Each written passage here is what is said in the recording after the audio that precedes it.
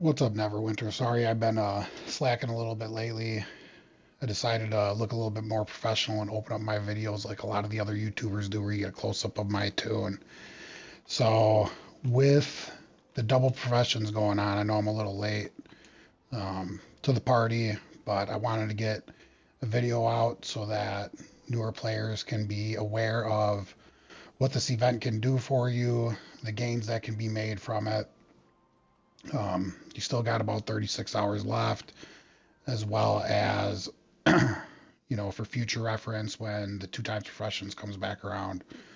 So when you come here to the workshop, you're going to start out with having to do a little tutorial that's just going to consist of, explaining how things work here. I would pay attention to it because it'll help you to understand what's going on a little bit better.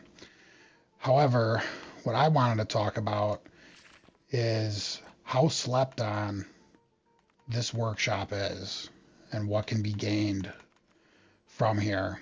There's a number of different things you can do, whether it's the master crafting. I'll get into that in a later video, um, as well as there's so many ways you can generate gold. An easy way is by making these leather visors and then selling them. As you can see, they sell for 34 silver a piece, and all they take is 2 leather.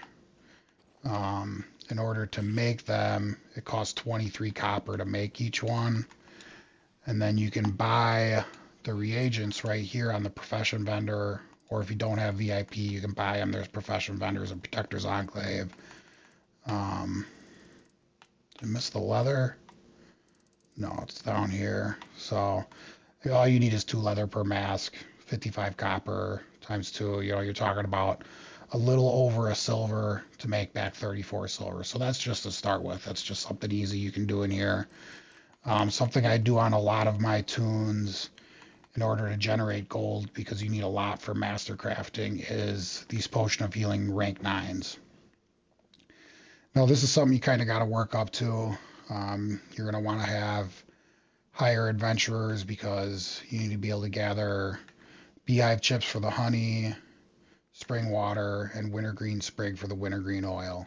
So it's a little bit more of an advanced gold farm method.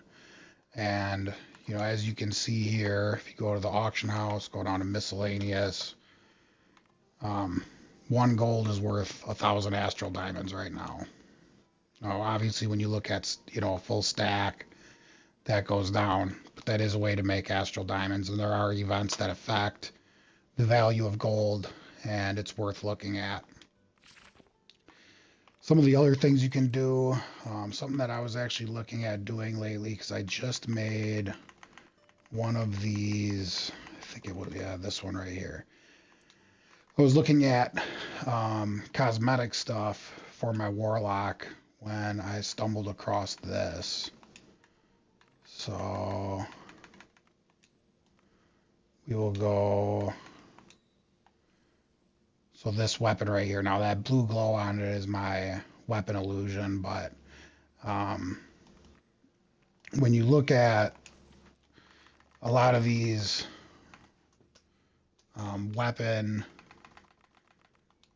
weapons that you would use for cosmetic purposes, some of them end up getting pretty expensive. See actually if we can find,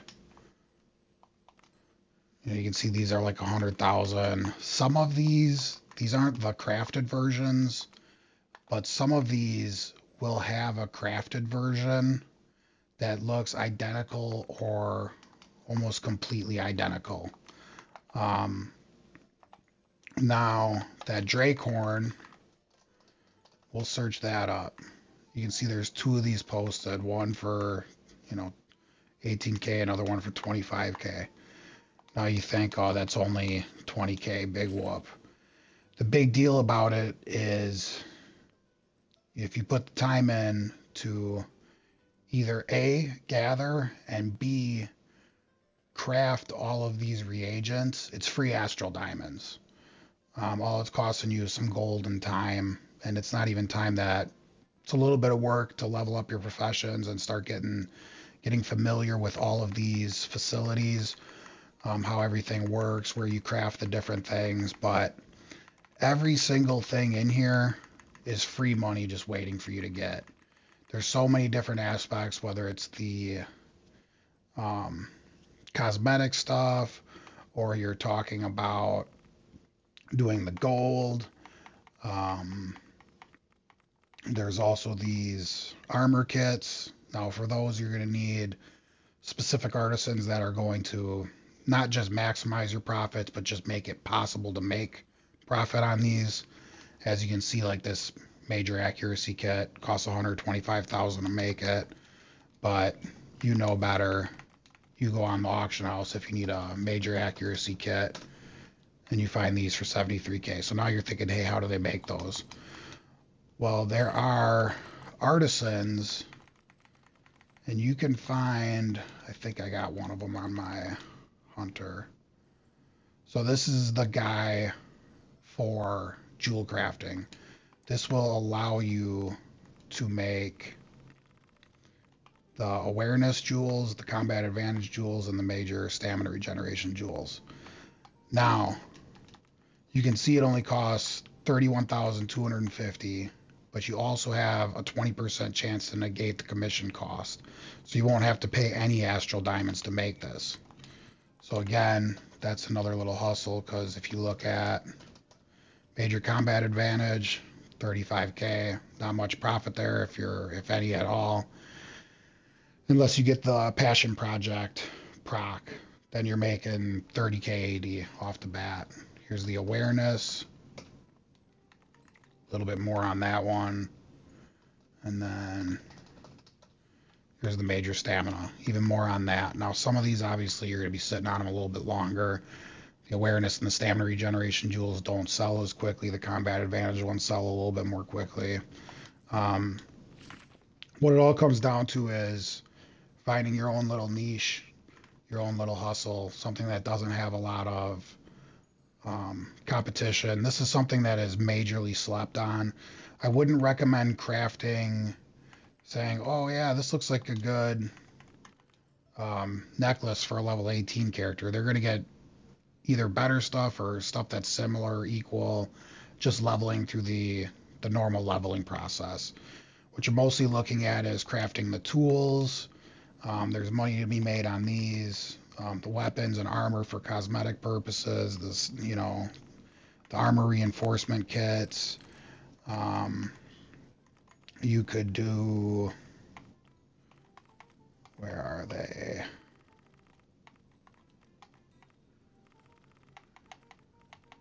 You could do the flask of potencies. These kind of vary. When a new mod drops, they might sell for 10K a stack, or somewhere around there. And again, it's just this is just stuff that you just have to go and gather. The fish oil, you have to take fish bones and turn them into fish oil. I recommend this to all players. I see a lot of players that have been playing for a long time that just won't even bother with the workshop, and I think it's a major miss for them. There's just so much potential in here. Something that a lot of people are doing right now, I'm actually doing it on one of my alt characters, is this elm lumber right here. So you can buy elm logs from this guy right here, or any profession supplier, and they're dirt cheap. You can buy a stack of 99. That's not going to get you very far, but that's 2 gold. Now, if you take the elm lumber +1, we're about to get a long load screen right now, I bet. Highly doubt there's anybody in my stronghold, so we're going to be waiting for map right now. But something that a lot of people have been doing right now, everybody needs guild marks, right? Guild marks are going to do a number of things for you. You can get the overload slots, the guild food. Everybody needs the ratings right now with this mod increasing all the stat caps. And there's also money to be made by running the explorers kits, or a lot of people call them maps. And I'll get into that once this load screen finishes. But what you do is you take that elm lumber that you craft. Now you have to get a good enough artisan and a good enough tool. It doesn't take much. If you have like a level 11 in artificing with an artisan that's around level 11, and you can put the level 11 tool on that character, you'll probably be able to get close to a 100% chance to make +1 elm lumber. It's crucial that you're getting the +1 elm lumber because you can't do this with the regular elm lumber, so don't fall for buying the regular stuff off the auction house. So if you come over here in the stronghold to this traveling merchant, not actually traveling, he'll always be here, you can find this bronzewood lumber. 5 elm lumbers +1s gets you 5 bronzewood lumber, or 5 elm lumber +1s gets you 1 bronzewood lumber. Now you can take that over to the coffer and you can turn that in. If you turn that in during the stronghold week, I don't remember how much it really affects it. I think it's just a discount. You could turn it in now and just hang on to the guild marks until the discount comes around, and that's when you would spend it. But a full stack of 999 of that elm lumber +1 is going to net you, I think it's around 200,000 guild marks. And you'll see if you come over here to the barmaid, a lot of people are using prime rib or ratatouille. There's also movement speed you can get here. There's critical strike food, defense, awareness. There's all types of stuff. 350 guild marks per food. Then obviously that's on discount during the stronghold week. Now you can also do, is it the artisan? No, I think it's still the traveling generalist. That's where it is. Scrolls. Now I would ignore the Social Star and the Omus. That's for the Chult materials. There's not a whole lot to do with those. Same thing with the Sharandar ones. But these right here, the Explorer's Case Menza Branson and the Explorer's Case Narbondellan District. Master crafters don't really want to run this stuff. It's time consuming, but they need to run a lot of it if they want to continue crafting. So, little trick here, you can activate your treasure hunter boon and go back and put your mount speed bonus back on. Now what that does is you're going to get double the rewards. Normally it would only be 3. If you have the treasure hunter boon on, it's 6.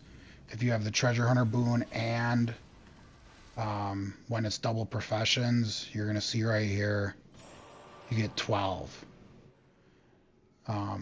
So all you do with these explorers cases, you go into your inventory, you activate this, it's going to put this in your inventory. When you use that, it's going to start a quest that's going to put these 6 spots on your map. One right here where we just were, this one, and then I go to this one, and then this one, and then this one, and then this one. There are some different paths that people run. There's different ways people do it. Some people take advantage of campfires. You defeat yourself to get to a campfire quicker. That's not something I really recommend because then it's kind of a pain with going back in and reactivating your treasure hunter boon to make sure that you're keeping the, keep getting the 12 every time it drops. People do speed builds on fighters. I've seen some barbarians zooming around lately. So that is a possibility to kind of, go a little bit faster than what your mount speed allows. Now, the reason why I recommend this, again, this is not about master crafting. This is about what the different ways that you can generate astral diamonds during this 2 times professions event. Mostly geared towards, helping the newer players and the players that are struggling to get ahead in this game. So you're going to see you get this luminescent dark lake water. That's the main thing you want. The Ferris rock isn't worth a whole lot. I'll just finish this map off just so you guys can see what that looks like, and then I'll kind of get into selling those materials, or if you're considering biting the bullet on the 28 million astral diamond costs to start master crafting, You can save these materials so that, you can start making masterwork stuff and selling that. There is still money to be made, even though this masterwork has been out for a while. The new stuff, it's technically the Menza Brands and Masterworks, but it involves Menza Brands and Narbondellen. There's a couple different aspects to it. There's running the maps to get those 4 basic ingredients, and then there's materials that you get from doing the abyssal hunts, which is another thing that's actually pretty profitable right now. However, that's not affected by the 2 times profession, so don't bother running that during the 2 times professions event. You can do that when it's not around. And when you do those, you're going to be using primarily this modifier right here, and you're also going to be using this modifier. There is 4 different epic ones, and there's 3 different legendary ones. All of those things and these map materials that we're getting, which was the Phasers Rock, as well as the luminescent Dark Lake water. That's what we're getting from these maps. The maps of Menza Brands, and you're going to get the mushroom logs, and you're going to get the fluorescent floras. Now you can sell, just straight up sell the stuff you're getting from the maps, and it's actually fairly lucrative because there's not a crazy amount of people that are doing it, and there's not a crazy amount of people that are doing it in a big way. So you can see almost a stack here they're going for a little under 1,000 astral diamonds per luminescent Dark Lake water. The Phasers Rock, I'm getting rid of the extra ones I have. Nobody's ever really going to buy these, but you don't use them a whole lot in master crafting, so that's why I'm just selling them. Mushroom log, kind of a similar situation with the Phasers Rock. They're worth a little bit more, but they don't do much for you. Fluorescent flora, they're actually still netting up. They're actually a little bit about the same as the luminescent Dark Lake water. This is a decent hustle. You can get a full stack of fluorescent flora or luminescent Dark Lake water. Obviously, there's a lot of work involved in farming up the guild marks and getting the maps, waiting for the 2 times professions to come around. But when it comes down to actually using the maps, it takes maybe an hour, maybe less, maybe 45 minutes only to get a full stack. I mean, you can effectively pretty easily make 1,000,000 astral diamonds an hour. I know a lot of people say that's nothing, but when you're trying to get somewhere in the game, a hustle like that's going to help you. It's going to go a long way. So again, just, get familiar with it. It's actually really easy to level these professions up, especially when the 2 times professions is going on. I know a couple of them ago, I leveled up every one of my warlocks professions up to 20. I also got the level 4 workshop, so we'll get into that.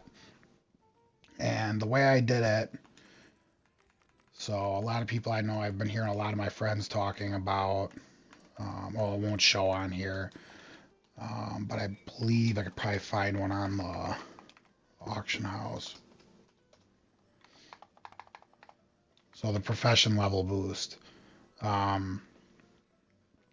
These aren't really worth it, whether you're buying it from the Zen market or off the auction house, whatever, because you can level up a specific profession a lot easier if you're smart about it. And we will definitely talk about that. The gathering over here, this is going to be your real grind. The way I do the gathering is I aim for, let's say you're level 1. It's going to let you craft, I think, up to level 4 or 6 or something like that. Or maybe it's 5. You won't be able to craft the level 6 when you're level 1. But you could start with iron ore.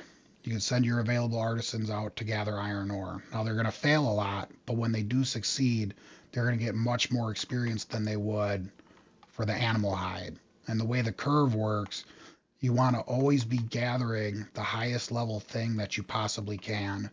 And one of the easiest ways to do that is sticking with one type. Say it's the metal category.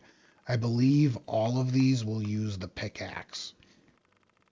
So as you're going, you can just know, okay, when I get to level 5, when I get to level 3, when I get to level 5, when I get to level 8, 11, 15, 18, and 20.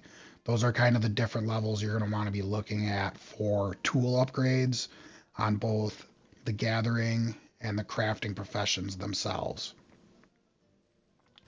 You can get the really low level tools. This is where I recommend getting them.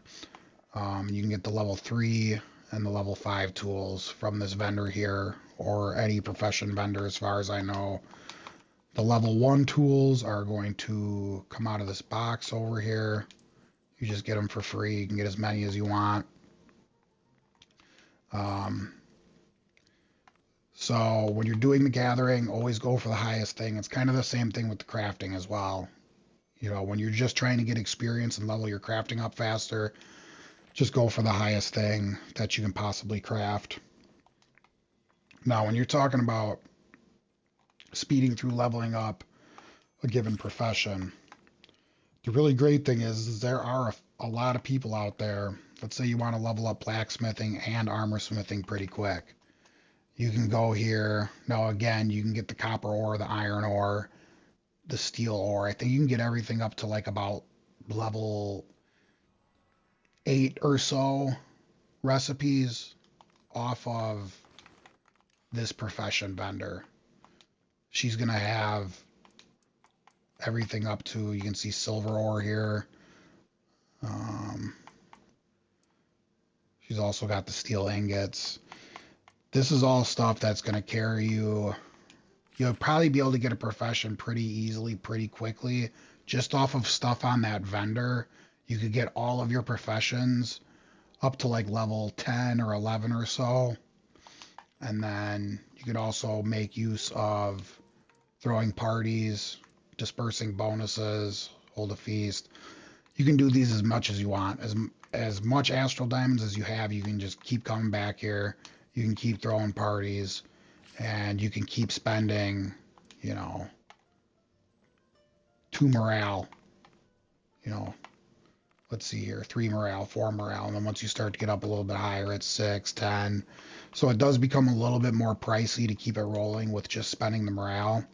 But if you're doing this during 2 types professions and you're doing it the right way, you're aiming for the higher level stuff, you're going to be able to get through it pretty quickly. So I'll use blacksmithing as an example. You can start out with, I would recommend just buying iron ore from that vendor, making iron ingots, get some quick levels. And then when you can, you start doing the steel ingots. I believe, let me double check. She should have the soot. You need iron ore and soot to make the steel ingots. She has everything low level, so she should have the soot in here. Yep, right there. So you can start doing steel ingots. Once you start to see the experience slow down on that, you're going to start to get into like the mithril ingots. That's where it gets a little bit complicated. But as you can see, you can buy, and you'd only have to buy probably one of these 200 stacks off of somebody else, or this 500 stack right here. That would be more than enough when you're talking about, because you're just trying to spend 3 of them at a time to level up that specific profession. That'll carry you to the black iron ingots. Same thing, you'll be able to buy the black iron ore pretty cheap off the auction house, and then you can get more of that iron ore from the vendor. And then hard steel ingots, copper nickel ore. Again, you'll be able to get that off the auction house off other players for fairly cheap. And if you do this method, you will be able to level up professions very quickly. So as you're going through the workshop journey, your retainer over here, doesn't matter which retainer you pick, they're just there for flavor text. Sometimes there will be another guy here that will have quests for you. And those quests are going to become available at different points in your leveling process through the workshop. And I believe once you have just one profession at level 20, that's going to give you full access to getting to workshop. Well, I guess I got to clear out my delivery box here. So I'll give you full access to the workshop level 4. Um, Getting workshop level 2, pretty straightforward. I believe you just have to get, there's a quest where you need to get one of like they'll have a list of things. You just have to get one of them. One of the easiest ways to do that, going on here, I believe it's Natron. A lot of times you'll see, yeah, you see this guy selling stacks of 10 plus the plus. It's got to be the +1. That's what they want. You give it to the person, and that completes the quest. That's why this guy's selling stacks of 10 for 322 Astral Diamonds. When you get to higher, when you're trying to get to workshop level 3 and 4, it's going to cost you commission. So you can see here I have 2.5 million commissions. That 2.5 million is to get to the workshop level 4. When you get to the quest where you have to get to workshop level 3, they're going to require 500,000 commissions. Now these things change constantly, and I don't recommend doing it right now because a lot of other people are going to be doing the same thing. But there's a lot of different things that you can just buy off of other players. Stacks of honey is a decent example. Myrrh is another good example. It's pricey right now because other people are buying it to turn in for the commissions. I believe it's like under a half a stack of myrrh to get to the workshop level 3, and it's like I think just over 3 stacks of myrrh, just a little bit over 3 stacks of myrrh to get to the level 4 workshop. One thing I forgot to mention was this person's inventory here of what she wants to buy off of you. It changes, I believe, every day. I don't know what time. I don't know if it's at the event reset at like 10 or if it's, at the daily reset at like 5 a.m. or 6 a.m. or whatever it is. But her list is going to constantly change. So keep an eye out for the myrrh, the honey, that type of stuff. And that's something that's not really affected by the 2x professions. So you can wait until players kind of replenish the auction house with myrrh, or you can start crafting myrrh yourself in preparation to upgrade your workshop. Once you get to, I believe it's workshop level, it's either 2 or 3 gives you access to the blue artisans, and workshop level 4 gives you access to the purple artisans. So you'll come over here to the desk. I don't have any applications, but that's where you would go to recruit new guys. And some of the blue ones are still really good. I'm still using a lot of the blue ones for master crafting. These different artisans, you're going to use them for different applications. Some of them are more focused around, and here's a really good example, Latoto. Latoto is a really good one for stuff like the wintergreen oil, the potion of healings, because it has the minus commission. Something like this would be better for master crafting. Something like this would be better for master crafting because of the dab hand and the recycle, as well as the high proficiency, high focus, stuff like that. And I'll get into that during the master crafting video. But yeah, you're just going to come here every day. When I first walk in here, I go here, I empty my delivery box. I go over here, I check my artisans. And then I go back over here and I spend my morale. And I kind of check, the auction house, see if there's some different stuff that I want to sell. Because you got to remember, literally all of this, the only thing that you really can do with it is post it on the auction house and sell it to other players. Now, a vast majority of it is pointless. You can sell the tools. It's the market's kind of flooded, but some of these weapons, some of them are kind of cool for appearance changes, and they're somewhat exclusive. A lot of them look You know, you're not gonna get a weapon that looks like that. Some of them also look like weapons that, you know, are no longer accessible in the game. So you can get a similar looking weapon from here.